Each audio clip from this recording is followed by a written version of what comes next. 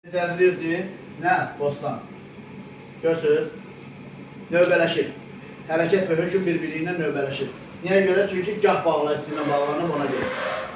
Aydın oldu. İndi uşaqlar, harada ya və ya gah bağlayıcısı gördünüzsə, dərhal bu tabirsiz mürəkkəb cümlədir, fikrinə gəlməyib. Deyirəm ki, ya oxumalıyam, ya işləməliyəm. Kim? Mən. Görsən, heç mürəkkəb cümlə olmadı. Çünki hərəkət və hökm bir şəxs tərəfindən icra olunacaq. Deyirəm ki, və yaxud biz gah gedir, gah dayanardıq. Gedən də bizik, dayanan da bizik. Bu oldu həmsiz xəbərli sadə cümlə. Yəni, belə bu cümlələrin mütləq şəkildə qrammatik əsasına baxmaq lazımdır. Əgər qrammatik əsas 2-dir və 2-dən artıqdırsa, demək ki, tabirsiz mürəkkəb cümlədir. Yox, 2-dən artıq deyilsə, demək ki, qrammatik əsas 2-dən olmadığına görə həmsiz xəbərli sadə cümlə olacaq. Tabirsiz mürəkkəb cümlə qutardır.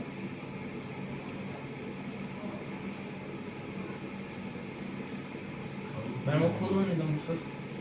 Mən bir dənə nəyə tərcübə edirəm? Bizim hazırlığımız çox mu gec olur? Niyə adına tabirli mürəkkəb cümlə deyirik? Əslində bunu bilirsiniz. Əslində bunu sintaktik əlaqə ilə də bir cür əlaqələndirmək olur. Biz sintaktik əlaqələrin içərisində tabirlik əlaqəsini keçəndə nə deyirdik? Deyirdik ki, tabirlik əlaqəsində olan sözlərdən biri əsas, biri asıl tərəfdir. Məsələn, deyək ki, tabirlik əlaqəsində olur xəbərlə mübtəda, düzdür? Məsələn, mübtəda orada əsas tərəfdir, xəbər asıl tərəfdir. Mübtəda neçən şəxsdə olsa, xəbər məzburda həmin şəxsin şəxs sonluğunu qəbul edəsin, düzdür? Məsələn, əgər cansız varlıqdırsa, birinci, ikinci şəxslərdə şəxs əvəzliyi olur da uzlaşma əlaqəsində, elə deyilmi? Mən, sən, biz, siz. Əgər bir cümlənin mübtədası mən əvəzliyi isə, xəbər mütləq birinci şəxsin şəxs sonluğunu qəbul edəcək. İkinci şəxs isə mütləq sən şəxs sonluğunu qəbul edəcək. Sən oxuyursan, yazırsan, sən bilirsən, sən deyirsən, görsən, bu belə olur. Tabirlilik var da, elə bir asıllıq var. Tabirli mürəkkəb cümlədə də bu asıllıq davam edir. Necə davam edir? Tabirli mürəkkəb cümlələrdə həmin o mürəkkəb cümlənin tərkibində olan sadə cümlələr ki var. O cümlələrdən biri asılı cümlədir. Biri digər cümləyə tabidir. Digər cümlədən asılıdır. Özü müstəqil işlənə bilmir. O cümləyə deyirlər, tabirli mürəkkəb cümlənin tərkibində olan cümləyə deyirlər, birinə deyirlər, baş cümlə tabi eləyən cümləyə. Ona tabi olan cümləyə deyirlər, budaq cümlə.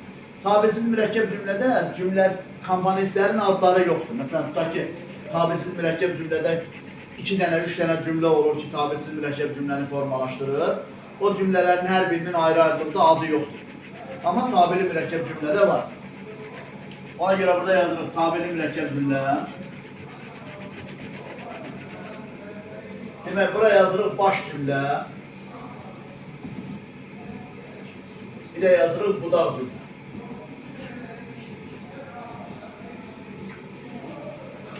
Çalın. Tabirsiz mürəkkəb cümlənin belə bir sxemi var. Tabirsiz mürəkkəb cümlə. Sxemlə göstərsək. Bax, belə bir iki başlı oxunan çəkilən sxemi var. Bu tabirsiz mürəkkəb cümlənin. Tabirsiz. Tabirli mürəkkəb cümlənin isə baş cümləsinin sxemi bu şəkildədir. Yəni, müstəqil cümlə bu cür göstərilir. Aslı cümlə belə göstərilir. Ox işarəsidir həmişə. Budaq cümlədən baş cümləyə doğru çəkilir. Bağlayıcı vasitədən asılı olaraq, bu tabirli mürəkkəb cümlənin tərəfləri olan cümlələr ki var, budaq cümlə, baş cümləyə bağlayan vasitələr var da, 4 dənədir. Bugün onları öyrənməyə çalışacağıq. O budaq cümləni bağlayan vasitələrdən asılı olaraq, budaq cümlə birinci də gələ bilər, ikinci də gələ bilər. İndi öyrənəcək ki, nə vaxt birinci gələcək, nə vaxt ikinci gələcək. Heç biriniz soruşmursunuz, əslində soruşmalısınız ki, bu budaq cümlə niyə deyirlər, budaq cümləni necə ayıracaq, budaq cümlənin funksiyası nədən ibarətdir? Budaq cümləmiş axırda gəlmir. Əvvəl də gələ bilər, axırda da gələ. Əksər hallarda əvvəl gələ. İndi baxın, budaq cümlənin iki vəzifəsi var.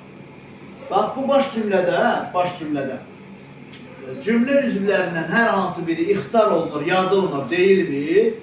Budaq cümlə gəlib həmin o baş cümlədə buraxılan cümlə üzvünün, yəni mübtədanın, xəbərin, tamamlığın, təyinin, zərfliyin bütün məna növlərinin hər hansı biri olursa olsun, onun yerini doldurur.